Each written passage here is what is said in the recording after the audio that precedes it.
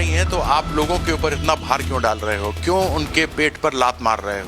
मोदी जी जो महंगाई मैन बन चुके हैं वो आप पर चाबुक चला रहे हैं। देखिए, विपक्ष को राष्ट्र के साथ खड़ा होना चाहिए। अंतर्राष्ट्रीय परिस्थितियां विकट हैं और उसके साथ साथ वैसे भी वर्क फ्रॉम होम ही करना है। उन्हें घर तो बैठा ही दिया है प्रधानमंत्री जी ने।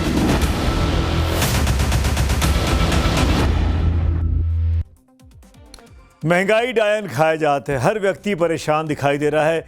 दरअसल अंतर्राष्ट्रीय बाजार का असर, जिस युद्ध में भारत का लेना ना देना, लेकिन उसका इम्पैक्ट हर भारतवासी पर आज पड़ रहा है। कई दिनों के हो हल्ले के बाद आखिरकार पेट्रोल डीजल के साथ साथ सीएनजी में बढ़ोतरी का गियर लग चुका है। पेट्रोल और डीजल के दाम 3-3 रुपए प्रति लीटर बढ़ा दिए गए हैं, जबकि सीएनजी के रेट 2 रुपए प्रति किलो बढ़ाए गए हैं। ये तो पहले से तय था कि दाम बढ़ेंगे। लोग इस झटके के लिए कुछ हद तक मानसिक तौर पर तैयार भी हो गए थे, लेकिन सवाल ये है कि ये वृद्धि अब और नहीं होगी। दाम इतने पर ही स्थिर रहेंगे या फिर आगे दाम और बढ़ेंगे? क्या जनता को और झटकों के लिए जेब और ढीली करने की तैयारी रखनी पड़ेगी? क्या मोदी सरकार ने अभी बढ़ोतरी का केवल फर्स्ट गियर लगाया है? क्या आगे चलकर ये सेकंड, थर्ड और फोर्थ गियर में भी तब्दील हो सकता है, यानी महंगाई और भी बढ़ सकती है? ऐसे कई सवाल हैं जो आप सबके दिमाग में जरूर घूम रहे होंगे। ऐसे सभी सवालों का चक्रव्यूह यानी 360 डिग्री का संपूर्ण विश्लेषण तथ्यों के साथ आज हम करेंगे। लेकिन आपको सबसे पहले दिखाते हैं कि तेल बढ़ोतरी पर कैसे सियासी बयानबाजी आज दिन भर तेज रही। इस तरह के हालात पूरे दुनिया में हैं। पूरे दुनिया में पेट्रोल, डीजल और गैस के दाम बढ़े हुए हैं। उस तुलना में भारत में अभी भी बहुत कम दाम है, क्योंकि सरकार ने इसको पूरी तरह जनता पे कम से कम बोझ हो, इसलिए सरकार जनता के साथ है। पिछले 3 साल से लगभग जो युद्ध चल रहा है दुनिया में, बहुत सारा संकट दूसरे देशों में आया है। माननीय मोदी जी ने हमारे ऊपर आँच आने नहीं दिए थे, केवल गैस का दाम बढ़ा था। लेकिन ये सब जानते थे कि कब बढ़ेगा, तो बढ़ना जितना कम से कम बढ़ाया है। चाहे चर्चा करें, लेकिन अब लकीर के फकीर हो गए हम। अब लकीर पीट रहे हैं हम। अब वो काम निकल चुका। भुगतान देश को करना है। सरकार की नासमझी का भुगतान ये देश करेगा। अभी ये 2 रुपए बढ़ा है, ये और बढ़ना है। अभी झटके धीरे धीरे दे रहे हैं। ये लोगों का माइंड सेट कर रहे हैं। धीरे धीरे झटके देंगे। अभी बीच में ये कुछ ना कुछ, कहीं से जिहाद लाएंगे, कहीं से कुछ और लाएंगे, कहीं से नफरत लाएंगे। ये उसका तड़का लगाएंगे कि लोग उसके अंदर उलझ जाएं। इनसे सवाल ना करें। पेट्रोल डीजल भी पक्ष और विपक्ष की सियासत में फंसा हुआ है। सरकार का कहना है कि तेल कंपनियों की माली हालत के लिए दाम बढ़ाने जरूरी हो गए थे। वहीं विपक्ष इसे सरकार की आर्थिक विफलता और चुनावी पाखंड साबित करने में जुटा है। लेकिन सियासत से इतर हकीकत क्या है? क्या कई दिनों से तेल की कीमतों को बढ़ोतरी का हो हल्ला जो बचा था, ये देखना जानना भी जरूरी है। और इसके लिए करीब 2.5 महीने पीछे हम सबको जाना होगा।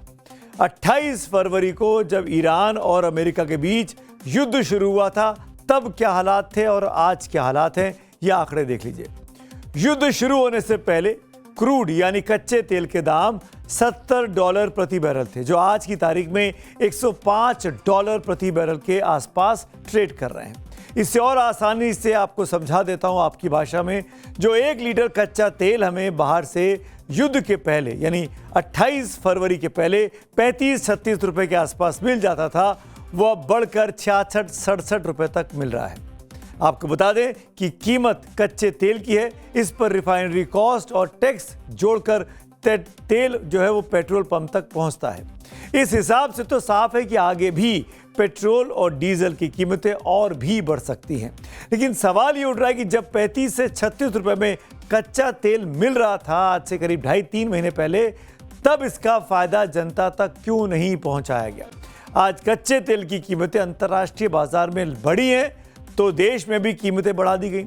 ये तो समझ में आ रहा है कि पूरे देश को एक होना चाहिए, लेकिन इस सवाल का जवाब नहीं मिल रहा कि जब कीमतें कम थीं 3 महीने पहले, 4 महीने पहले, तब वाकई में इसका फायदा आम व्यक्ति तक, आम उपभोक्ता तक क्यों नहीं पहुंचाया गया?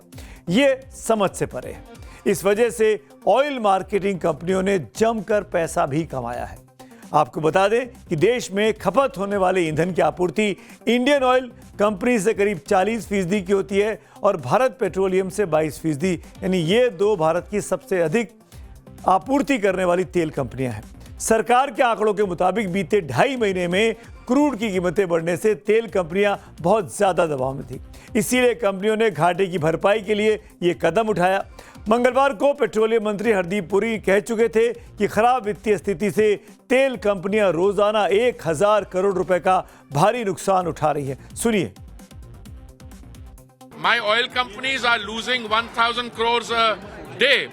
They are under recoveries are in the tune of nearly 1,98,000. So we will have to start worrying about these things. तेल के दाम तो आज ही बढ़े, लेकिन कैसे दाम बढ़े इन कंपनियों के, ये भी आपको दिखा देते हैं। तो क्या ईरान अमेरिका युद्ध की वजह से पेट्रोल, डीजल और गैस के दाम बढ़े? क्या सरकार के पास दाम बढ़ोतरी के अलावा अब कोई चारा नहीं बचा था? क्या ग्लोबल ऊर्जा संकट से बचने के लिए दाम बढ़ाने जरूरी हो गए थे? सवाल यह भी है कि सरकार आखिर कब तक जनता के ऊपर बोझ डालकर ग्लोबल संकट से लड़ेगी? और सबसे बड़ा सवाल तो यह भी कि जब युद्ध 2.5 महीने से चल रहा था, पिछले 15 दिनों से ब्रेंट पर क्रूड ऑयल $100 प्रति बैरल के ऊपर चल रहा है, तो फिर दाम आज क्यों बढ़ाए गए? 15 दिनों से तो क्रूड के दाम नहीं बढ़े, फिर आज क्यों दाम बढ़ा दिए गए? विपक्ष इसके पीछे 5 राज्यों में हुए चुनाव को मुख्य वजह बता रहा है। इस सरकार को कोई मतलब नहीं है लोक संवेदनाओं से। एक पैसा नहीं, मैं बता रहा हूं। मैं तो बार बार ये कह रहा हूं कि इस देश में 1 नेशन 1 इलेक्शन तो बहुत नुकसान कर जाएगा। मैं तो चाहता हूं 12 महीने चुनाव हो, क्योंकि ये सरकार सिर्फ चुनाव से डरती है। चिंता ये नहीं है, आप जैसे पूछ रहे हैं ना सवाल पेट्रोल डीजल, ये स्टैंड अलोन फेनोमेना नहीं है। इसका किन किन क्षेत्रों पे प्रभाव पड़ेगा, कितनी इन्फ्लेशनरी टेंडेंसी का जन्म होगा, चाहे कृषि हो, टर्शियरी हो, छोटे उद्यम हो, आप कल्पना नहीं कर सकते। अब आपने देखा 2 महीने तक, जब तक चुनाव चल रहा था, सारे मंत्री, सारे विधायक, सारे सांसद, केंद्र की सरकार, पेट्रोलियम मंत्री, प्रधानमंत्री, गृह मंत्री कह रहे थे तेल का भंडार भरा है, गैस का भंडार भरा है, देखो प्रधानमंत्री जी की खूबियां, देखिए कितने महान है वो। पूरी दुनिया में दाम बढ़ गया, हिंदुस्तान में नहीं बढ़ पाया। अब क्या हुआ? 4 मई को जैसे ही रिजल्ट आया, आपने कहा डीजल का इस्तेमाल ना करो, पेट्रोल का इस्तेमाल ना करो, गैस का इस्तेमाल ना करो, सोना ना खरीदो। विपक्ष सरकार को घेर रहा है। सरकार की तरफ से बुलेटकर वार किया गया है। बीजेपी के आईटी सेल के प्रमुख अमित मालवीय, उन्होंने एक्स पर एक पोस्ट किया और दुनिया भर के कीमतें दिखाई गई हैं। मैं उसको आपके सामने रख देता हूं। दुनिया में क्या कीमतें हैं? म्यांमार में पेट्रोल 89 रुपये लगभग बढ़ चुका है, 89%, डीजल 112%। हर व्यक्ति देश का है आंकड़ा, और इस आंकड़े को देखकर लगता है कि वाकई में कितना हद तक दाम, कितने फीसदी दाम बढ़ चुके हैं। म्यांमार से शुरू होकर सऊदी अरब तक है, और भारत में ये देखिए केवल 3.2% बढ़ा और डीजल 3.4%। बाकी सब दुनिया के मुल्क जो हैं वहाँ 40%, 50%, 60%, चाइना में 21% के आसपास है। अगर आप श्रीलंका की बात करें तो 38%, 40% के आसपास है। यूनाइटेड स्टेट्स में 44% से 48% के आसपास है। यानी हर देश के दाम बढ़े हैं कच्चे तेल के दाम की वजह से। भारत सबसे कम देशों में से है जहां सबसे कम वृद्धि हुई है, 3.2% पेट्रोल की और 3.4% डीजल की। अब इसके बाद में बाकी लोग क्या कह रहे हैं? अमित मालवीय ने 24 देशों के साथ भारत में पेट्रोल और डीजल के दाम में बढ़ोतरी की तुलना करके जवाब में कांग्रेस भी नेपाल से लेकर यूरोप तक के आंकड़े लेकर सरकार को आईना दिखाने में कूद पड़ी है। असलियत यह है कि जब आपकी जेब पर डाका डाला जा रहा है, जब आप पर महंगाई का चाबुक चलाया जा रहा है, तब दुनिया के तमाम ऐसे देश हैं जो अपने लोगों को राहत दे रहे हैं। नेपाल ने 2 रुपए पेट्रोल पर और 12 रुपए डीजल पर दाम कम किया। ऑस्ट्रेलिया ने एक्साइज ड्यूटी ऐसी घटाई कि 17 रुपए का फायदा पेट्रोल पर आ रहा है, और यह फायदा जनता को आ रहा है, ना कि हमारे यहां की तरह तेल कंपनियों को। जर्मनी ने 17 रुपए पेट्रोल पर 19 रुपए डीजल पर घटाया। ब्रिटेन में 100 पाउंड की राहत लोगों को बिजली पर दी जा रही है। तो जब दुनिया के तमाम देश लोगों को राहत दे रहे हैं तो मोदी जी जो महंगाई मैन बन चुके हैं वो आप पर चाबुक चला रहे हैं। कुल मिलाकर 3 रुपए पेट्रोल और डीजल के दाम बढ़े हैं। दुनिया भर में तो बहुत ज्यादा बढ़े हैं। अमेरिका में लगभग 44% बढ़े हैं, यूएई में लगभग 40% बढ़े हैं, जो कि पेट्रोल और क्रूड का प्रोड्यूसिंग कंट्रीज है। इसी प्रकार से ऑस्ट्रेलिया में, मलेशिया में, म्यांमार में, हर जगह पे लगभग 30 से 40% दाम बढ़े। हमारे यहाँ तो बहुत मिनिमम प्रेशर डाला सरकार ने। पिछले 10 सालों में, 12 सालों में जब कच्चे तेल की कीमत कम थी और कोई युद्ध नहीं चल रहा था तो 16 बार एक्साइज टैक्स बढ़ाया गया। 65 रुपए से 100 रुपए के ऊपर पेट्रोल डीजल के प्राइस चले गए। उस समय जब आपने फायदा नहीं दिया तो अब जब कीमतें बढ़ रही हैं तो आप लोगों के ऊपर इतना भार क्यों डाल रहे हो? अब पेट्रोल, डीजल और गैस के दाम तो बढ़ गए, बढ़ने चाहिए थे या नहीं, कितने बढ़ने चाहिए, कब बढ़ने चाहिए थे, इस पर जमकर बहस हो सकती है। लेकिन इन कीमतों के बढ़ने का असर आम आदमी की जेब पर और किचन पर जरूर पड़ता दिखाई दे रहा है। इससे सड़क माल भाड़ा बढ़ सकता है, जिससे दूसरे राज्यों से आने वाली सब्जियां, फल और राशन महंगा हो जाएगा। अगर आप बस से सफर करते हैं तो उसका किराया बढ़ सकता है। अगर आप ऑटो से चलते हैं उसका किराया बढ़ सकता है।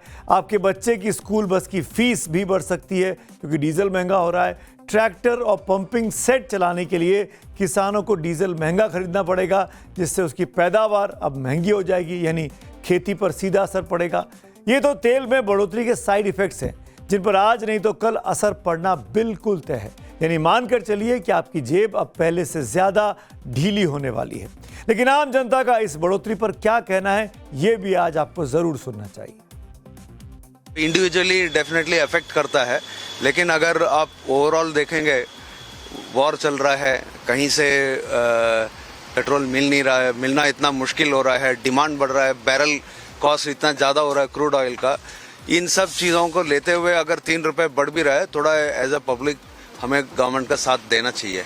इंडिया में जनता ने अभी भी किसी तरह की इसमें इतनी स्टीप हाइक नहीं देखी है, तो सरकार इसके लिए बधाई की पात्र है कि सरकार ने सब कुछ खुद वहन करा है और खुद ही वहन कर रही है, अपने टैक्सेस कम कर रही है और जनता को उसी रेट पर पेट्रोल डीजल उपलब्ध करा रही है। ये मेरे हिसाब से बहुत ही ज़्यादा अनिवार्य था, क्योंकि ये अगर आप क्रूड का ही रेट देखें, इंडियन बास्केट का, वो 14 तारीख पे लगभग $108.36 पे ट्रेड कर रहा था और US डॉलर्स 95.89 पे ट्रेड कर रहा था, जिसके कारण हमारी जो खरीद रेट है ऑयल मार्केटिंग कंपनीज की बहुत ज़्यादा बढ़ चुकी थी। इस पे हम लोग क्या कर सकते हैं, क्योंकि हमारे दूसरे देश से सारे आते हैं तो हमारे यहाँ तो होता नहीं है, तो हम इस पे हम लोग जो भी है, सरकार जो भी कदम उठा रही है देश हित के लिए कर रही है।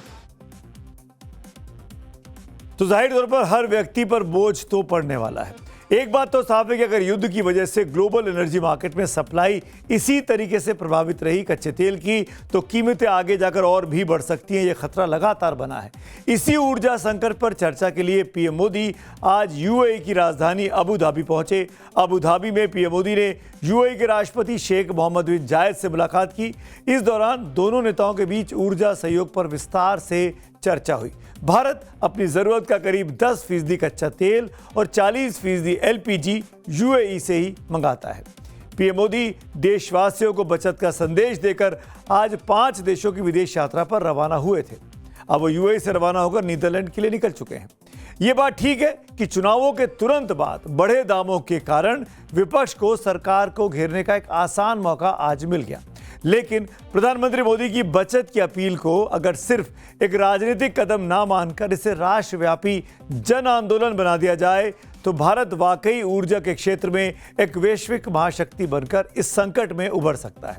अगर देश का हर नागरिक, कॉरपोरेट और सरकारी विभाग इस बचत मंत्र को अपनी आदत बना लेगा, तो भारत के विकास की गाड़ी ऊर्जा की पटरी पर सरपट दौड़ती रहेगी, रुकेगी नहीं। और हाँ, इसके लिए किसी कैमरे की जरूरत नहीं है कि मैं बस से चल रहा हूं, मैं साइकिल से चल रहा हूं। इस दिखावे की कोई जरूरत नहीं है। ये अपने आप मैसेज जाता है और देश की जनता सब जानती है, सब समझती है। इसीलिए ये जरूरी है कि हम सब मिलकर ऊर्जा को बचाएं।